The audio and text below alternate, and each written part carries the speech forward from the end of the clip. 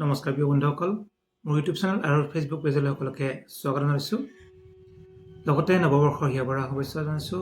যিহেতু অসমীয়া নৱবৰ্ষ, প্ৰতি বছৰ দৰে এই বছৰো মই গোটেই বছৰটো ৰাশিফল দিব নোৱাৰিলেও 2টা মাহৰ দি দিম। গোটেই বছৰটো দিলে বহুত দীঘলীয়া হয়, চাওঁতেও কিছু অসুবিধা হয় সকলোৰে। সেইকাৰণে মই বহাগ আৰু জেঠ মাহৰ যিটো ৰাশিফলখিনি দি দিম।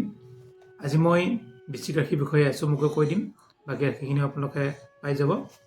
বৃশ্চিক ৰাশিৰ অধিপতি হৈছে মংগল, আৰু বৃশ্চিক ৰাশিৰ বৰ্তমান যদি আমি চাওঁ, চতুৰ্থত আছে ৰাহু আৰু চন্দ্ৰ, পঞ্চমত আছে মংগল বুধ শনি, ষষ্ঠত আছে ৰবি আৰু শুক্ৰ, অষ্টমত আছে বৃহস্পতি আৰু দশমত আছে কেতু।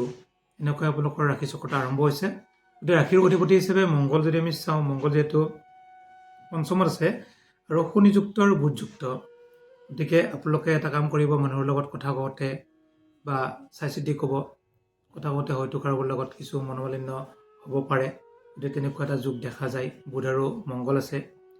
বহাগ মাহৰ শেষৰ পৰা কিছু অলপমান শুভ ফল লাভ কৰিব, যিহেতু মংগল সঞ্চাৰ হ'ব, নিজৰ ৰাশিত প্ৰৱেশ কৰিব, বহুতখিনি শুভ ফল লাভ কৰিব।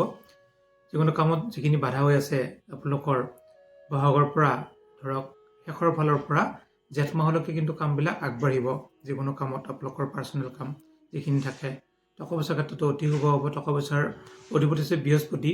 বৃহস্পতি যিহেতু বৰ্তমান অষ্টম স্থানত আছে, গতিকে অষ্টম স্থানত থাকিলে টকা পইচা অলপ নাশ হয়, বেমাৰ আজাৰত খৰচ হয়, গাঁটা চিঙাত খৰচ হয়, এনেকুৱা কিন্তু সৰু সুৰা অকণমান অশুভ আছে বৃশ্চিক ৰাশিৰ।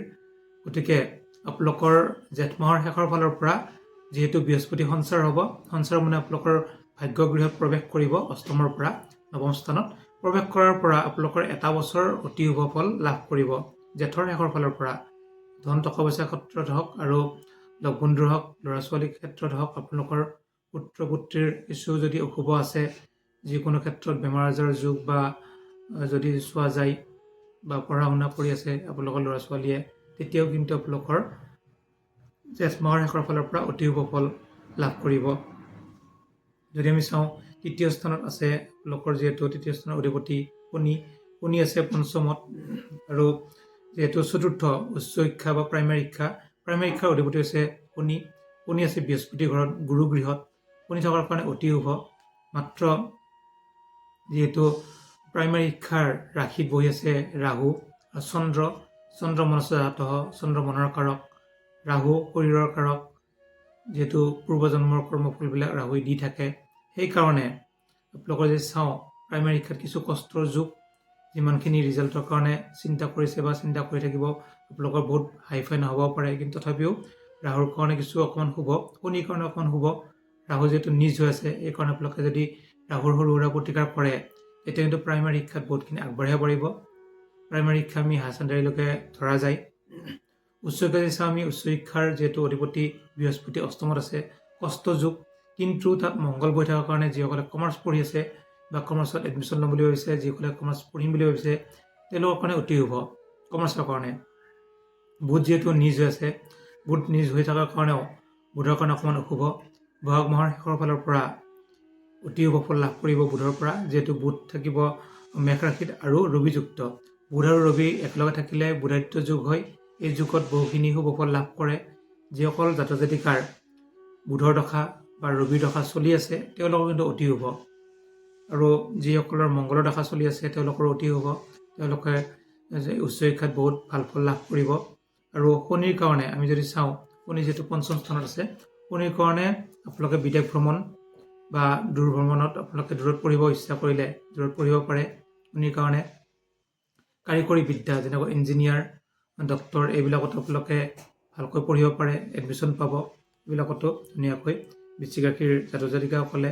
আৰু যদি আমি চাওঁ, ষষ্ঠত আছে ৰবি আৰু শুক্ৰ বহুত শুভ নহয়। শুক্ৰ শুভ নহ'লেও বহাগ মাহৰ মাজৰ পৰা 15 তাৰিখৰ পৰা শুক্ৰ নিজৰ ঘৰত প্ৰৱেশ কৰিব।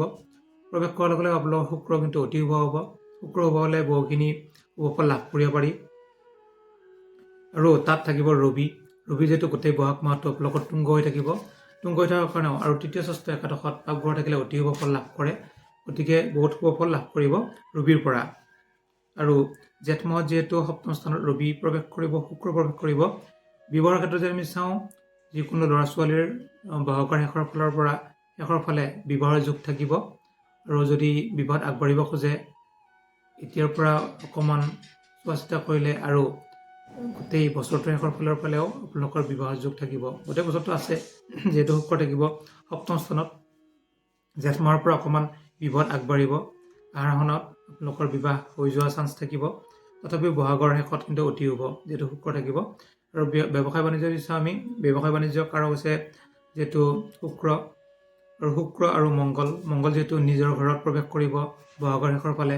যিসকলে ব্যৱসায় কৰিব ইচ্ছা কৰে বহাগৰ শেষৰ ফালে আৰম্ভ কৰক, তেতিয়া কিন্তু ভাল ফল লাভ কৰিব।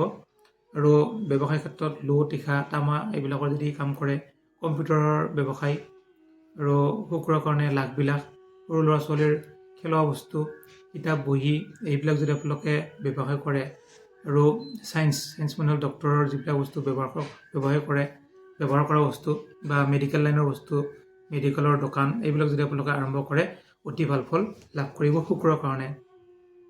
যিহেতু অষ্টমত বৃহস্পতি আছে, আপোনালোকে বৃহস্পতিৰ কাৰণে বহাগ মাহ জেঠ মাহ প্ৰতিকাৰ কৰিব। বৃহস্পতিবাৰে নিৰামিষ খাব, বৃহস্পতিবাৰে ঘিৰ চাকি জ্বলাব, বৃহস্পতিবাৰ আপোনালোকে নৱগ্ৰহ মন্দিৰ দৰ্শন কৰিব পাৰে।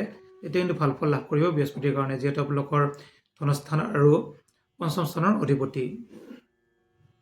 এতিয়া আমি ভাগ্যটো হৈছে গোটেইখিনি বস্তুৰ মেইন বস্তু। পঢ়াটো ভাগ্য, প্ৰাইমেৰী শিক্ষাত ভাগ্য, কৰ্মত ভাগ্য। কৰ্মাধিপতি হৈছে ৰবি।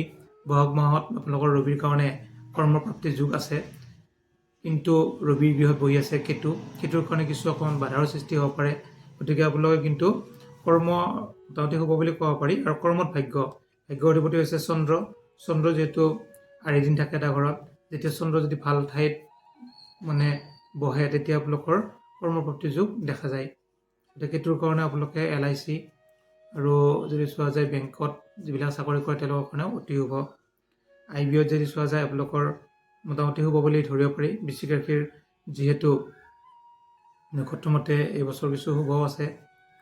তেনে ক্ষেত্ৰত আমি চালে প্ৰতিকাৰ হিচাপে যদি চাওঁ, আপোনালোকে কেতুৰ আৰু ৰাহুৰ প্ৰতিকাৰ আৰু বৃহস্পতি প্ৰতিকাৰ, ৰাহু কেতুৰ অকণমান প্ৰতিকাৰ কৰিলেও বৃহস্পতি প্ৰতিকাৰখিনি কৰিলে ভাল ফল লাভ কৰিব। গোটেইখিনি থুলমূলকৈ কৰিছোঁ। আৰু যদি কিবা সুধিব লগা থাকে আপোনালোকে সুধিব পাৰে, মেছেজ কৰিব পাৰে। ধন্যবাদ।